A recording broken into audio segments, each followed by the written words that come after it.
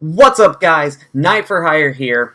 I thought that I would go ahead and give you guys the profiles for the Blue Eyes and Red Eyes decks that I had built for the Let's Build that Deli the Beard Beast and Mission Quest thing were so gloriously nice to go ahead and record for Couples Month for me. Now, I didn't sit down and go with them through the decks if you guys watched those episodes, so they didn't exactly know why I put certain cards in, and although it was fun to watch them try to guess and try to figure out what was going on, I thought I would go ahead, come back, and do an actual profile for you guys so you guys know what tech choices are in, and I can try to talk more to the combos, which they couldn't. Neither of them are as into Yu-Gi-Oh! As I am, although Deli the Beard Beast loves to play the card game. He's not quite as into it as I am, where I'm constantly watching videos online and researching and doing other things. And Mission Quest thing really prefers to play the Pokemon TCG over Yu-Gi-Oh! So, let's go ahead and get into this, and we're going to start here with, of course, the Blue Eyes deck, which was the first one recorded. So you're going to have 3 Blue Eyes White Dragons, 3 Blue Eyes Alternative White Dragons, 3 of your Dragon Spirit of Whites, 3 White Stone of Legends, 3 Masters with Eyes of Blue, 1 White Stone of Legend, 3 Sage with Eyes of Blue, 1 Maiden with Eyes of Blue, 1 1-for-1. I've got sirens. I know my microphone is picking that shit up. 3 Return of the Dragon Lords, the ever great mystery of how to use. 2 Trade-ins, 1 Cards of Consonance, 2 Dragon Shrines, 2 Melody of Awakening Dragons, 1 Monster Reborn, 1 Twin Twisters, 2 Silver's Cries, 1 Mausoleum of White, 2 Dragon's Ravines, and of course the ultimate creature of destruction. Although I personally think they should never have changed the name. The Toughest, the Invincible, the Unbeatable is a way better name than the ultimate creature of destruction. And now we're going to... There's something wrong with my extra deck.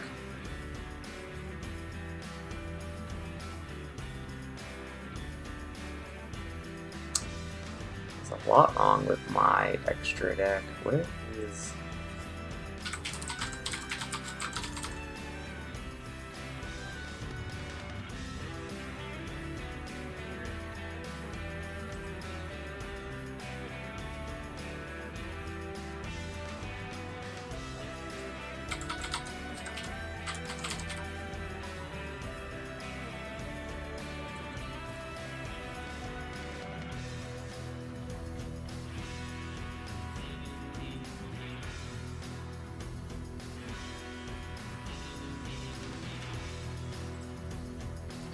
Okay, so for the extra deck, sorry about that. Apparently they decided to modify my extra deck without me knowing, those bastards. You have 1 Blue Eyes Twin Burst Dragon, 1 copy of Azure Eyes Silver Dragon, 2 copies, 2, of Blue Eyes Spirit Dragon, 1 copy of Crystal Wing Synchro Dragon, 1 copy of Michael the Arch Lightsworn, 1 copy of Black Rose Moonlight, 1 copy of Number 95, Galaxy Eyes Dark Matter Dragon, your 1 copy of Galaxy Eyes Full Armor Photon Dragon, Galaxy Eyes Cypher Dragon, number 38, Hope Harbinger Dragon Titanic Galaxy, 1 copy of Galaxy Eyes Tachyon Dragon, 1 copy of Thunder End Dragon, 1 copy of Hip Hoshinigan, and 1 copy of Underclock Taker. So, let's address the elephant in the room. I fucking forgot Link Kuriboh. If you want to play this deck, boot the Underclock Taker, or the Hippo Shinigan, either or really, and put in Link Kuriboh. Link Kuriboh does so much for this deck. So this deck's primary purpose is to spam out as many of your strong Blue Eyes monsters as you can to put as much damage on board. And, of course, since Blue Eyes is made of level 8 Light Attribute Dragons and level 1 Tuner monsters, you're going to go into Synchros. The main Synchro you're going to go into, though, is of course your Blue Eyes Spirit Dragon, which is a format killer. You're playing against Pendulums, it can put them in their place pretty much. Not as much in Master Rule 4, but it can still really slow them down. Also, once per turn, during either player's turn, if they're trying to bring someone back from the graveyard, This dragon can put a stop to it, but the most important thing is it can tag out for a light attribute dragon synchro monster from your extra deck, which will allow you to go into Azure Eyes if you want to go into that play, because although these monsters would be destroyed at the end of turn, Azure Eyes will protect itself. You can go into Michael the Archsworn to use his ability to banish anything that's getting you in trouble. You can also go into Black Rose Moonlight Dragon, but it's basically just there to bring out, to pop a card that was special summoned back to the hand.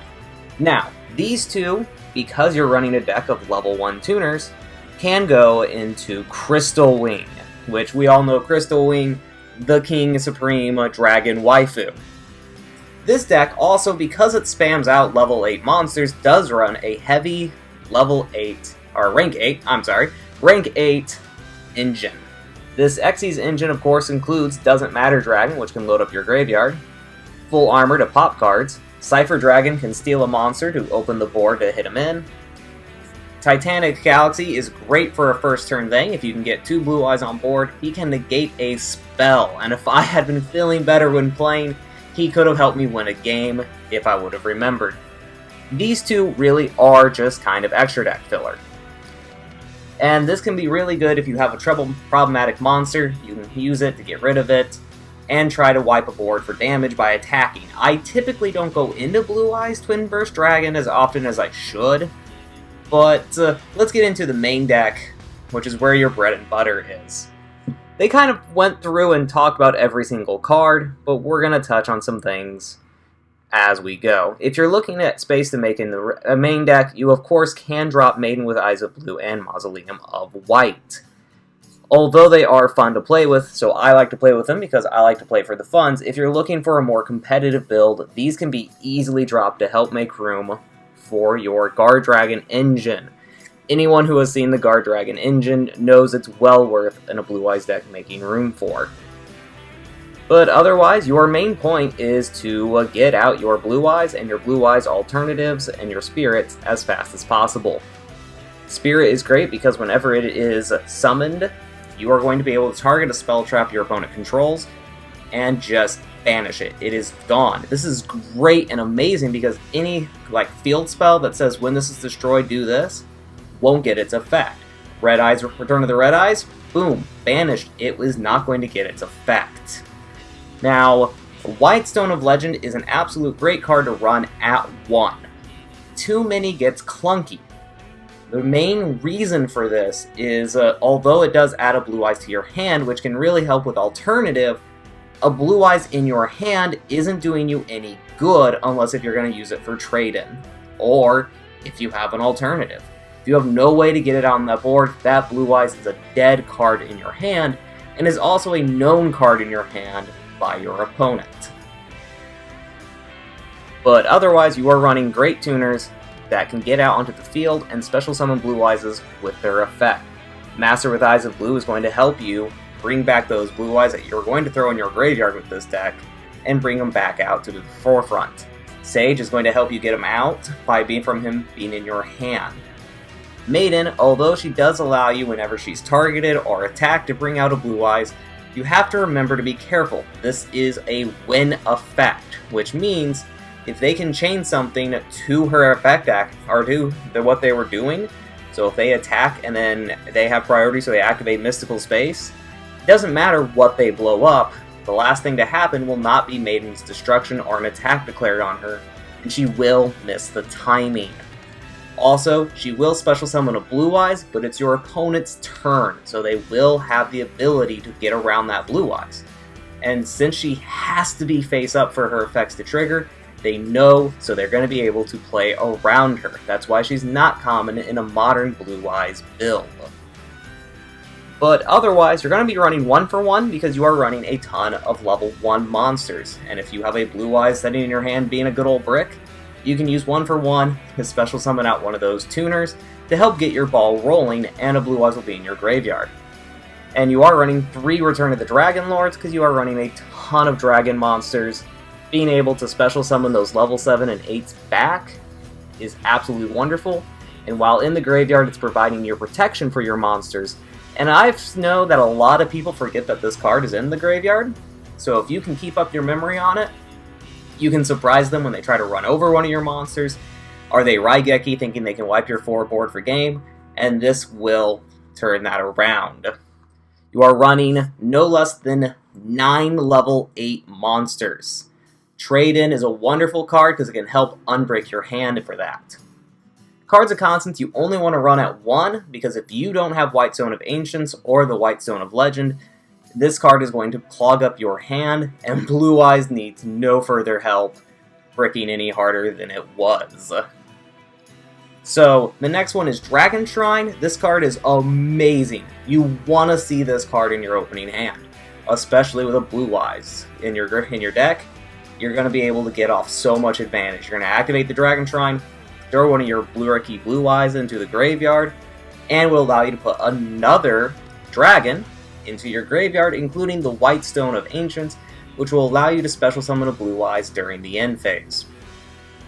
Another absolute amazing playmaker is the Melody of Awakening Dragon with his guitar and over-the-top comical picture. Nothing like seeing a man called the Lord of D rocking a Blue Eyes guitar. So what you're going to do is with this card is you can discard to add up to 2 dragon monsters with 3,000 attack or more attack and 2,500 or less defense from your deck to your hand. Basically, if you have this in your opening hand and 1 monster card, you are going to end your board with at least guaranteed 1 Blue Eyes alternative dragon. That is why this card is so amazing. Monster Reborn, because any more recursion is great recursion, and this is basically another copy of Silver's Cry, but it's slower, but you don't have to target just a normal monster. Twin Twisters, because you should always find room in your deck for at least 1 card that can destroy spell traps, and although we do have copies of the White Spirit, you do have to special summon it. Whereas with Twin Twisters, you can blow away troublesome back row, and you can do some graveyard setup with it. Silver's Cry will bring back any of your dragon normal monsters from your graveyard. You can only activate 1 Silver's Cry though, so 2 is about as much as I'm willing to run on it, but also it is a quick play spell card. So you can set it, and if they try to blow, if you have a normal monster in your graveyard, say, I don't know, a Blue Eyes White Dragon, or the Dragon Spirit of White, who is treated as a normal monster in hand or graveyard, you can special summon them back out on your opponent's turn, which is really fun with Dragon Spirit since you can special summon it and pop their back row they were setting up, or their field spell to disrupt their plays.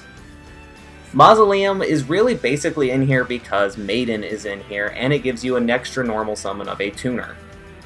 That's basically the reason why it's in here, and is, again, a card you can easily take out. Dragon Ravine is an amazing card for setting up this deck. Once per turn, you discard 1 card, so you're doing graveyard setup again, and if you pitch White Stone of Legend, you're not losing any card advantage in the exchange. You can send a dragon monster from your deck to the graveyard. Again, graveyard, recursion, it's so important. So important. And of course, we have the ultimate creature of destruction, which will allow you to target a Blue Eyes monster you control, and for that turn, that monster is basically indestructible. It is unaffected by card effects, except its own, and it cannot be destroyed by battle. And any opponent's monster that tries to battle and tango with this thing is destroyed during the end step. And while this card is in your graveyard, if you normal or special summon a Blue Eyes White Dragon, you get to reset that card, but you do have to banish it after that 1 recursion.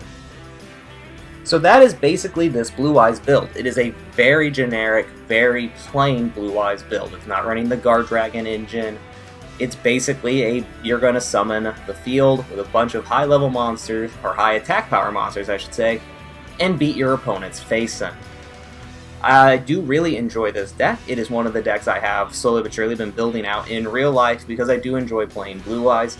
I've basically been playing Blue Eyes since I was a kid and started Yu-Gi-Oh! Even though Dark Magician was my preferred go-to when I was younger, I kind of learned that 500 for a double tribute was better, and if you're going to run one, run Summon Skull better.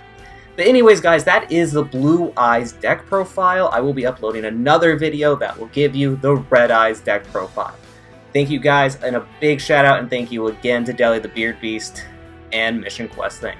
I'll see you guys in the next profile and the next Let's Build video.